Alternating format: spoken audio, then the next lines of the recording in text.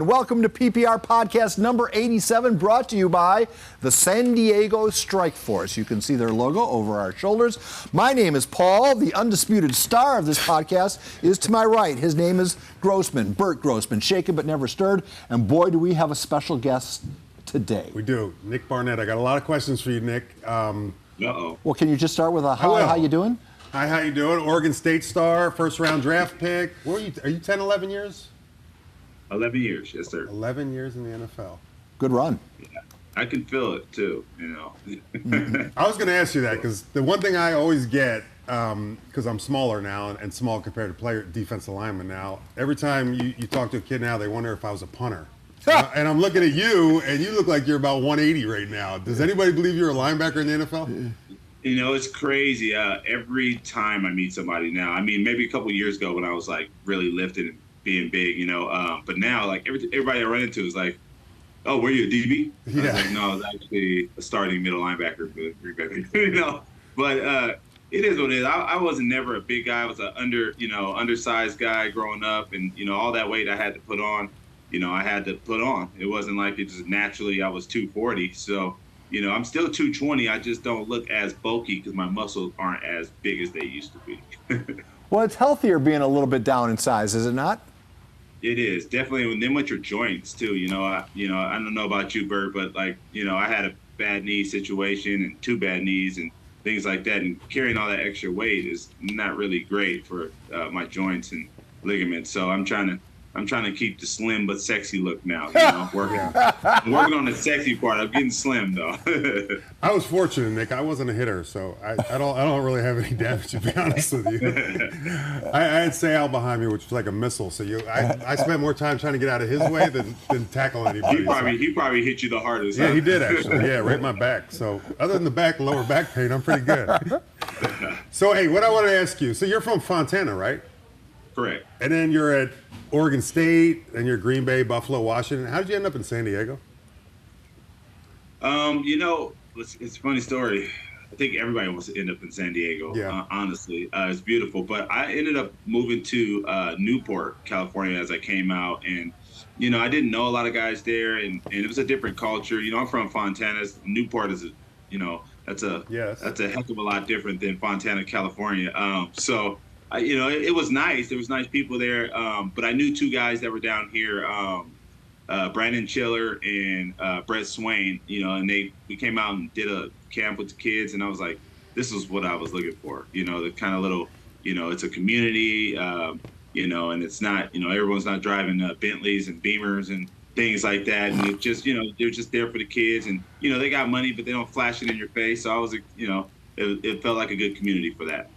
You had no thoughts on Barstow or anything like that? Yeah, I lived in Barstow, but you know, I wasn't going to go back to Barstow. I'm sorry. It's nice, I still got people that live up in the high desert, and I have a lot of family. But you know, for me, you know, the weather here is just too perfect, man. It's 69, 70, you know, 70 degrees every day is a great opportunity for kids to practice football year round. So. You know, that's been for my kids, because I have kids as well. Growing up, it's been fun to have year-round sports, so I'm excited about that. Well, I guess as an athlete who's been coached at every level, I don't have to tell you the importance that you are now playing in the lives of these kids. Sometimes I wonder if you're cognizant of that. I mean, you just want to be a coach, you want to help them out, but are you aware that now you're suddenly, if not the most important adult in their lives, you're in the top 2 or 3?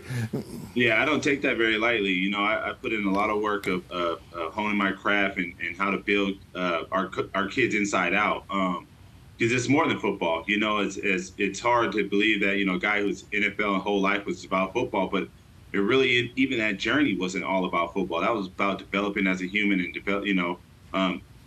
in the end result, yes, putting food on my family's plates, but you know, it was developing as a human and going through trials and tribulations and all the things that you have in front of you. You know, defying odds, beating adversity, winning the Super Bowl with your teammates. So there's a lot goes into football other than just the X's and O's and hitting people. And I did love that part of it. But you know, teaching these guys how to overcome these things and become, pillars in our community. So it's actually the reason why I took the head coaching job instead of just coaching the position coach at La Casa. I felt I was being called to be able to lead these young men in that journey.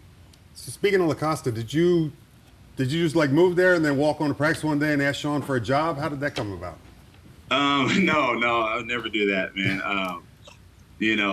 I've been out here coaching, since my kids were young and developing kids, and I coached Pop Warner the year before I went to go talk to Sean. I know coaches always are looking for coaches. As I know that right now, the hardest part of being a coach is finding coaches to coach with you and quality ones, right? I filled out, went up to LCC, and I just felt like it was time for me to start coaching at that level. And I sent in my resume and sent in a coach's survey, and me and Sean sat down and talked, and we vibed. Obviously, he's a linebacker guy. I'm a linebacker guy, and he was excited to have me on the staff.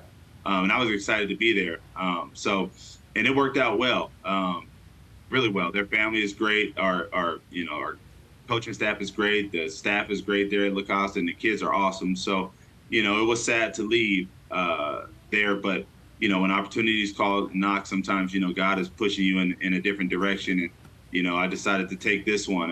And they're still with me. They're still family, man. We still talk. I still talk to Sean almost every other day because he's been coaching 20-something plus years of high school football, and he has a wealth of knowledge and things to bounce. And I'm just happy and blessed to be able to have the opportunity to still taking my call after I left, because some coaches get mad that you left the staff, and he's been a great guy, man, and helping me through this process. Let me ask one more question. So you bring up the Pop Warner, and it's funny because when I got out of playing, same thing. You go coach youth. Did you find it? I mean, because the most frustrating thing for me, and when I learned I was never going to be a coach, pretty much, was I got there and I expected 10-year-olds to know what to do in a down block, or what this formation means, or why are you why are you so far off? I mean, so many things that you just get out of it, and you're so at that level, you expect it to be there. Yeah, and it gets frustrating. You get that?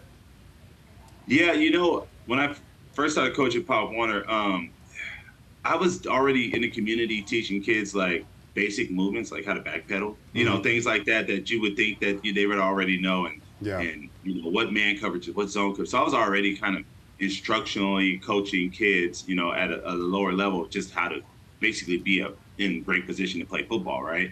But when I got into Pop Warner, and this was after the pandemic had happened, right? So all these kids, none of these kids had to play football ever. They didn't even know what, that we have 4 downs. They were still thinking it was, Friday night flag football. So we had to start all the way from scratch. And one of the coaches I have on staff with me now was one of the coaches I was working with. And we taught them to tackle, how to, everything you think of, how to block, what do you do in block, right? Kids didn't even know that you can use your hands. How to put their pads on. Because they were playing flag football. So they didn't know you can push people. They didn't know. So, and that, honestly, I enjoyed it. Because it's really, you're really giving somebody something they never had before, they've never learned before, and to see their faces and to see at the end of the season the development that they went through and the transition of becoming, a kid that's just athletic and loved play, football, to becoming a football player, So that was really motivating to me and had me inspired, and I just wanted to keep going. I mean, it doesn't change in high school because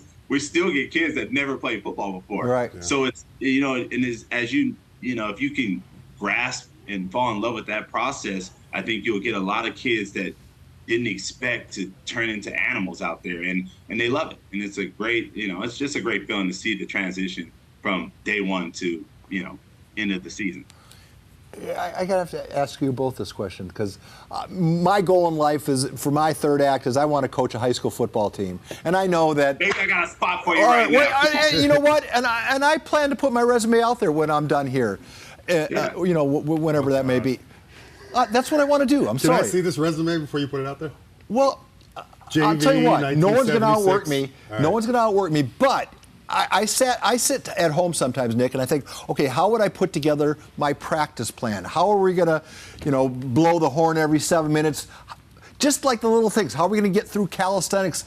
All that stuff that you just take for granted. Quality control right there. That's quality control guy. Yeah, that's what we're doing. Who puts that together? Is that just something you've done? You have in your head, you've been doing it this way all your life, and this is how we're going to do it? Or is that mapped out for you by someone else? Well, it can be mapped out by somebody else. I have a lot of great coaches on my staff, right? But like you said, no one's going to outwork you. No one's going to outwork me. I'm gonna put in the work. I'll look at the information that I need. I'll bounce out. What we have in San Diego is a great group of coaches all around. A lot of these guys have offered their help if I needed it. So we have a lot of people to bounce things off of. I mean, I did play football a long time. I've seen a lot of different schedules through our process of going through, and I coached last year. So we have a great staff, great guys, great administration, and people to bounce things off of. And there's a wealth of knowledge out there to be had if you want to go get it. And I'm about it. I wake up in the morning, that's all I do. I grind it. I love it. I love football. I prayed to God to have this opportunity to be able to do it on any level. It doesn't matter if it's NFL, NCAA. This is a blessing to be able to just be around it and do it. And so I'm excited for it. And I'm ready. I'm up for the challenge. I can tell, he is, you can tell. I mean, I think the most important thing for a high school coach anyway is that contagious energy, which you can tell you have. Right. But how do you balance that without, being positive reinforcement or being negative? Because I see a lot of coaches that are same kind of energy, but it suddenly turns negative almost. Because that's how we grew up. Yeah, no, that's, and I've had to correct myself a lot in that because, that's what we were grown up. What I mean? If you weren't yelling, if you weren't getting yelled at, or if you didn't hear yelling, you weren't getting better. But that's not the case anymore. We've studied it. We've done everything we've done. We've seen that positive affirmation. It goes a lot further. I know that in my personal career, I didn't really take off until I had this coach. I had some good coaches, but this one coach, Greg Newhouse, who was at Oregon State, this guy was a animal, energy, and was just positive, and ever since when I met him, I decided I wanted to be a coach. I was like, okay, this is how you do it.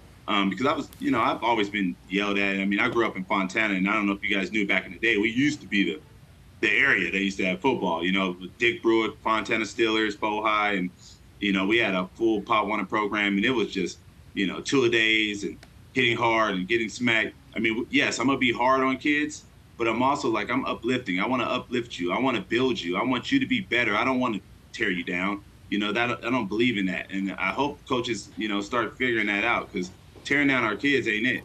Building them up is what we need to do.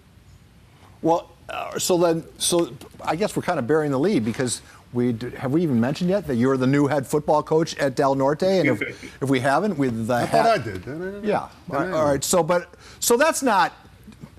Well, they have solid facilities and the solid school by anybody's account. It's not considered a preeminent football program in our county. They got the best quarterback, I think, coming back as a junior, Schneider. Better watch out. All right. Well, if I'm saying anything that's offending someone, I just, it's not the cathedrals. It's not one of the private schools. It's not Oceanside back in the day. How do you make Del Norte the place to play football? What's your first challenge? Well, I mean, you said it, Bert said it. I mean, we have a really nice class coming back, to be honest. 17 guys that have seen the field. It's going to be seniors. Jack is great. Ty Olsen's a great receiver. We got more receivers than that. We got talent that I don't think people would really see it. They've done a great job. Lee Cole's done a great job of building that program, and they were heading in the right direction as I got there. I mean, I got a blessing to be a part of this organization. They got a great staff. We got great support. We've great facilities. Well, what they need is the energy, right? The dog that, I think my staff will bring in there and teach them how to do it the right way. They are doing it good, but there's, we just need a different energy and continue to do that. When I went to Oregon State, I don't know if you guys remember before Coach Erickson got there, right? They were at 29 years of losing, okay? You have to set the mindset that it's time to do it now, and do it not now, but right now, right? And these guys want to do it. They already have that mindset. So it's just going to be on us to be able to put them in the positions and correct them during the practice to be in a winning setup, There's, when you talk about, there's no more of that old school where one school rules everything. You guys see that. It's like a transfer portal nowadays, Right. Every school, everything is different every year. And if you provide the right opportunity and the right environment for these kids to get better, they will come to Del Norte. They'll come to RB. They'll go wherever they feel that they're going to have the best opportunity to flourish. I believe that's going to be with me. I don't know. Maybe you can use this as my recruiting tool. No, I'm just kidding. Well, no, but I think that's a fair say, because I'll tell you what, I'd want to play for you, but a lot of kids are going to want to play for you. So I get I get why you got hired. Who doesn't want to play for a guy who knows what it takes to get to the ultimate level of this game? And I think that's one major selling point. And as you mentioned, the transfer portal, whatever we're going to call it here at the high school level, kids are flying around, and I think you're going to see more people coming through the indoor than going out the outdoor now that you're at the helm. So, but I guess I guess where I was going with that question, and I apologize if I offended anybody, but like, you need to have that 7-on-7 team. You need to have that youth football feeder team. Does that all exist at Del Norte? Well, I think that's a big reason why they brought me here, because I'm a big part of a lot of stuff. We did at LCC with the Pop Warner program. I was recruited kids there. I work with, Fast Camp and KB and those guys, that 7-on-7 program. I've been doing that for the last three years. We will have a solid foundation of off-season football. Our passing leagues were already up and going. As soon as I got there, we started the AAU stuff to get going. A lot of what we do is different than a lot of AAU teams. We've also started an AAU trench club, so our big guys are getting work at the same time. I brought in Rudy and Marcus Bittencourt. I don't know if you know those guys, but they run a company called Primetime Lyman. They do this for a living, and they're one of the most fundamentally sound coaches, and they do it the right way. So as we're doing all this stuff, we got to make sure every single facet of our team and our special teams is getting work right now. We've got a lot of great special team weapons that we plan on using this year, a lot. So I think we're going to be set in the right direction. I mean, we got a long way to go, but I'm doing it all the right way. We're already in the works of working on the Pop Warner to start here at Del Norte. I got a group of guys on the board ready to start that. So I'm excited to try to get that going in the 4S area, because there's football there. There's love for football. We've just got to put it there. Like they say, if you build it, they'll come. So we're going to lay down the foundation and continue. We'll hope to see you guys come visit us over there in our beautiful facilities. Our band is probably the best, in the West. So get ready for that. Well, if you want to whisper in the band director's ear, we always have a band at the Silver Pigskin Gala in December. If you want to whisper it, I have to holler at her, but we might be able to work that out. I swear, I'll text you my cell phone if you want to run interference for me. Because I don't know if you've ever been to our gala, but we try to have a big deal at the end of the year. We try to get as many kids under the roof as possible, and the band is, we try to encompass the entire Friday night experience, and the band is a big part of that. For sure. I love bands. I mean, that's just football, right? Yeah. You can't have it without those guys. So I'm excited Absolutely. for that. Hey, so I saw you have a March. You have a March middle school camp coming up, don't you, for middle schoolers? Yes, sir. On I think it's the 14th. So we're hosting a free camp for middle school from wherever area. It doesn't matter. It's 6th to 8th grade, and that's just an opportunity for kids to come out and get better. I'm not selling nothing. We're not asking you for nothing. Just come out and have fun. Teach the kids football. Some of our high school kids will be helping coaching. And I'll have a bunch of coaches and guest coaches there that, I think we'll have about 3 or 4 NFL coaches there to help. So it'll be fun. It's going to be at Del Norte, 6 to 8 or 6 to, I don't have the when is particulars this? with me. March 14th. March 14th. Nick, make sure we know about that, please. Oh, yes, for sure. I hope you guys can come out. Yeah, we'll send a camera out there. Assuming the Aztecs aren't in the middle of the Final Four or something. So that's my next question. What do you think? I mean, I saw on social media 8th graders are now announcing "respect my decision." What high school are going to? We're seeing the transfer. Is that good or bad? Is it more results driven than doing what's right now, where you should go? What's your feel on that? There's a lot of feels to that, right? It's every situation is different with every individual, right? With kids being able to get NIL deals and that type of stuff, right? In high school almost becomes the new NCAA.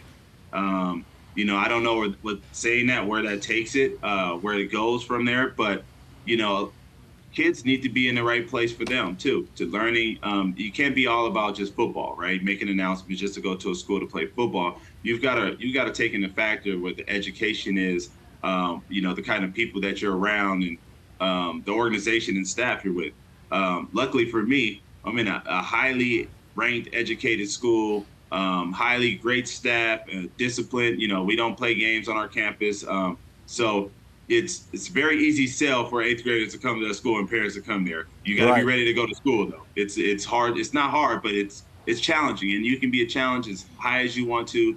You can take as many AP classes as you want to. The school is no joke. It is what it is, and that's what it's all about. That's what we should be sending our kids to, great places for them to learn and to be educated as we get into this. And, if there's great coaches and that is there, then that's a sidebar. That's a extra side dish for you. But the main course is your education. And that's what I think people and parents need to be focused on more than, just putting them in situations to play football and to be around and, a great team or great coaches or just a winning situation, right? Because we can go to great winning situations that don't have great teams, that don't develop players or individuals to be better men in the society or better women in the society as well. I mean, we have women that play as well. So that's what it should be about.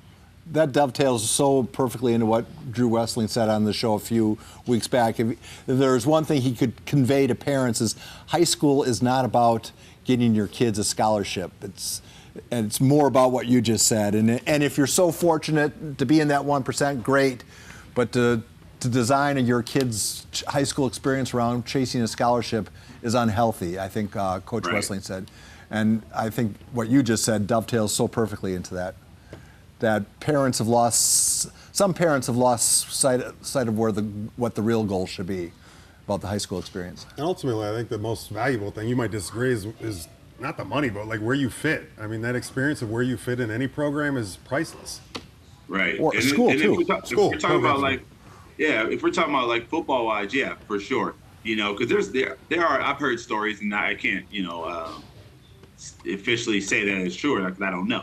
But stories that kids are getting money to go to schools and stuff like that, which is cool. But we want people to get paid and, get money, but put your kid in a situation that's healthy, right? Put him in a situation where he fits the best. Go talk to the coaches, see, because all coaches don't coach kids the same, and all kids don't respond to all coaches. They may not like my positive approach. They might need a guy who's going to put their foot in their kid's butt, but it is what it is. So go and see what coaches are going to do that, and where your kid fits and where you think he's going to flourish, before that, education, right? Where is he going to be successful education-wise? Because my goal when I was coming out, I didn't know I was going to get a scholarship to play football, but I was damn sure going to make sure that I had an opportunity to get an education scholarship. If I didn't make it, I was going to get something paid for, and I did, work my tail off for that. And I think that's what all goals should be. Number one is to get an academic scholarship,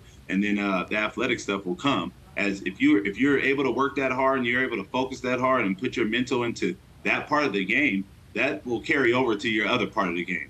We will see the discipline. You will see the improvement as a player and as a man, as a woman or whatever. You'll see that as a community member. You'll see it. At our school, I also wanted to add this, that we have a community requirement. All of our kids are required to do at least 2 community engagements outreach, in our, not just in our 4S area, but all in the San Diego area. So we'll be looking out, and I hope you guys will help me find some things that you need some guys and some power and some man hours, because our guys are ready to work, and to help our community. And that's what it's about, really. If we start talking about this, you remember those great teams, even Oceanside back in the day, they did stuff in the community, right? Absolutely. Fontana did stuff in the community. Absolutely. When they were the Steelers back in there. And that's what it's about. When you do that, you build community support, you build community strength within, and that's what we're trying to do here.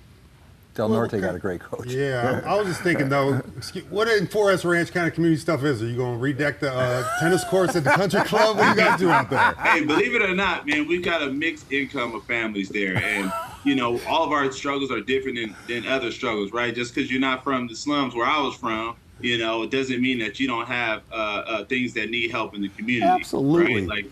We're all every aspect, everywhere you go, there's always help. There's veterans that are struggling everywhere in every community. There's old people that our elders need help, daily activities. There's stuff that you can help as young men and women everywhere in the community, and will help it will trickle down to everywhere we go. Why is he looking at me, man? I've been up there. It looked like Beverly Hills to me, man. It's like Caddyshack out there. Judge Schmelz, I'm going to go. I want to apologize for my partner. He could rain on anybody's parade.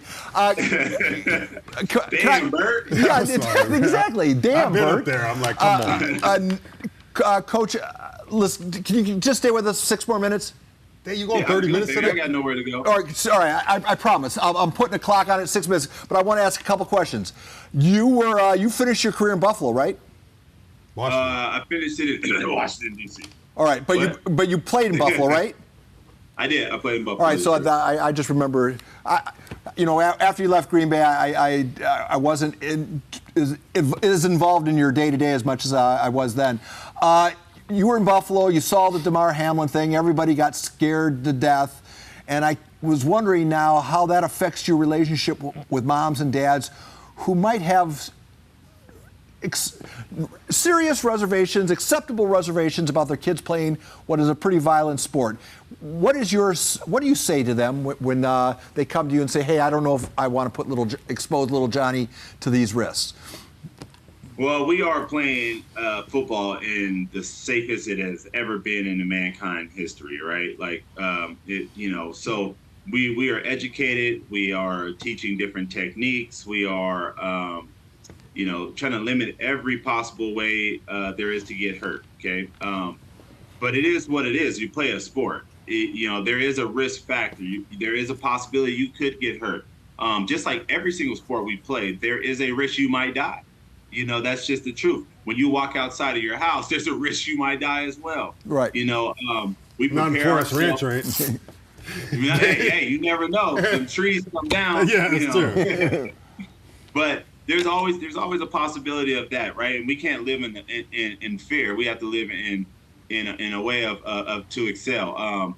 Now the Hamlin situation that's a situation that can happen anywhere, and we still don't know exactly what is the cause of that and what had happened. But we do know this: in football, we have trained people on our field that all have CPR. A lot of CPR. We have trainers, we have doctors, we have people all around there ready to assist and help in any of those situations. And as you saw in the Hamlin situation, I think it's very important. I think we just lost a young man not too long ago from a situation, not same as that, but no one knowing CPR. The kid was there for 30 minutes. So I think it's very important for all of our youth coaches, our youth parents. If you're one that goes to the games, get CPR certified, or at least figure it out, because I think that's the quickest way to save lives out here is to be ready for CPR. And if anything came from this podcast is that, please go get your CPR certification. I'll make sure it's one of the clips we use, Coach. All right, last question, and you're going to let him go? You got your last question, and I got one last one. Give me a little bit about it. Is there going to be a little extra rivalry between you and Eric Weddle? We're going to have him on next week, so I'm kind of curious. I want to play this clip back to him. Man, I got so much stuff to worry about besides Weddle right now. But, me and Weddle, we do a lot of stuff together off the season. Our kids have played a little 7-on-7 this year with each other at the fast camp. So it'll be fun to kind of have that continuously rivalry that we started in Pop Warner and continue into high school. It'll be a healthy one, but I'm sure it'll be a competitive one as we are neighbors, around the corner. And I don't like to lose. I know he doesn't like to lose. So we'll have some heated battles, and we'll make fun of it. We'll make fun. We'll make it fun. That's what it's about, man. Highly competitive guys going against, each other with a highly competitive team, and let the best Nighthawk win. I mean, yeah. Lastly, you and I have a mutual friend in Larry McCarron. I assume you were on his show more than once. Yes, sir. Yeah. Did you ever get wigged out by those fingers going in so many different directions? That was the first time I've ever seen that. When I first came out of college, I was first round pick to Green Bay, so he had me on the show, like, I think that week when I got there, and we did it, and I just did not understand how his finger could actually hang from the side of it. So he shook my hand, and I felt like this little thing coming off the bottom of it, like, oh, okay. I didn't know if I did that or just like that already. Badge of honor. It's very common with linemen. He got jumped to Forest Ranch. That's how you heard his finger. Right? Exactly. In the streets, baby. Yeah. Forest. The first day my first Christmas gift, I used to be his wingman, and the first Christmas gift I ever bought him, I went and had mittens made, or gloves, and I had it so the little pinky went in a different direction. But I don't even know if he can move that thing. I think it just hangs there. No, he uses it to stir the dog food or something. All right, Nick, we kept you much longer than we thought we were going to. Del Norte has got to. I don't care if they win a football game, man. You're going to have a positive impact, and I bet you do win a bunch of football games. So hopefully we get to do this again, because I got another hour's worth of questions to ask you. Hey, man, I'm always available for this, man. I appreciate you guys, man. I'm a big fan of you guys. I mean, you guys do it the right way, man. You guys have made San Diego football entertaining for the communities and brought it to the forefront for our kids to have opportunities to get scholarships. So we appreciate you guys. You guys keep doing what you're doing. We love it. Thank you, Dick. PPR 87, podcast number 87 is now concluded. Please turn off the machines.